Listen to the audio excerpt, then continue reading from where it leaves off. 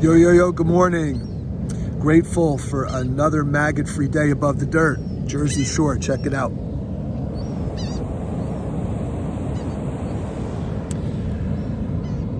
So this Dharma Talk I'm calling Scientific Spirituality, or the Science of Spirituality. And this is kind of on my mind because of what's going on right now. A lot of people, in terms of science, kind of get caught up in what appears to be hypocritical findings or conclusions, and getting upset about how these conclusions seem to be constantly changing and contradictory, and they make it personal against the scientists. And to understand science, to understand the process of experimentation and drawing conclusions from that experimentation, is that science is an ebbing and flowing process. It's not rigid and it's not fixed.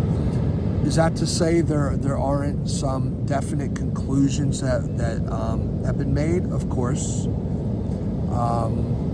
there have been. But what I'm getting at is that in terms of a spiritual context, spiritual life is about the ebbing and flowing of our experience. It's about temporary conditions that we draw conclusions from. And the key is not to get stuck in this conclusion, but to have an open-mindedness, a willingness, a spaciousness to not be rigid, but to be flexible, to be pliable, and egoless, where we don't take a rigid stance and identity based on simply a conclusion that, true in the moment, could possibly change. So even the Buddha said, draw from your own experience, and even if one of my teachings doesn't resonate with you anymore, then abandon it. And, it makes sense if you think about it. We're not fixed, permanent beings. There's nothing inherent about us.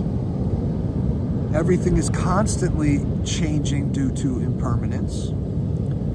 Yet we want to be rigid in our holding on to certain beliefs and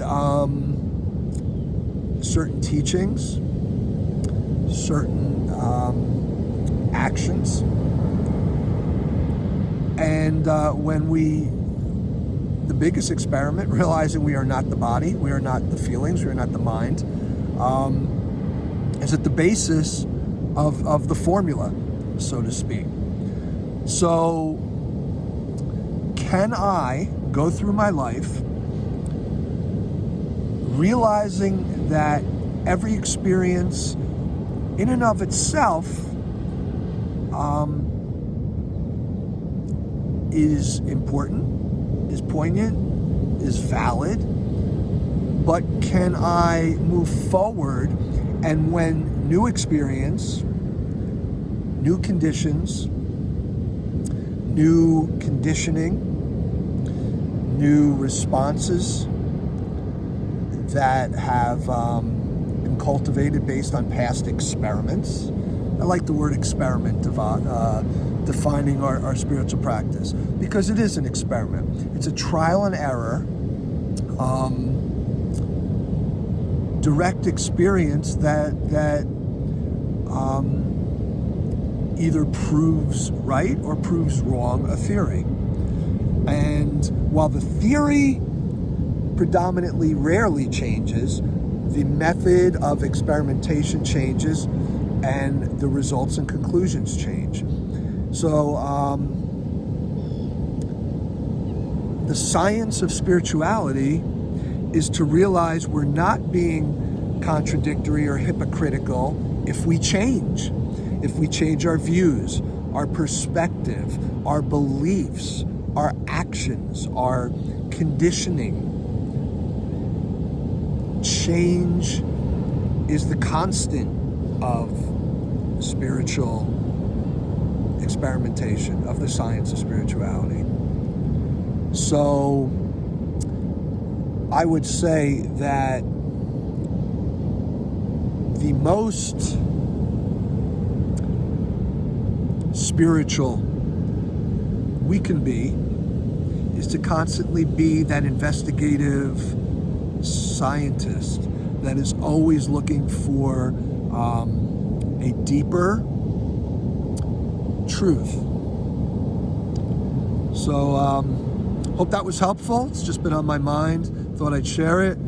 Have a grateful, maggot-free day above the dirt. Peace out. Give you another view of the beautiful Jersey Shore.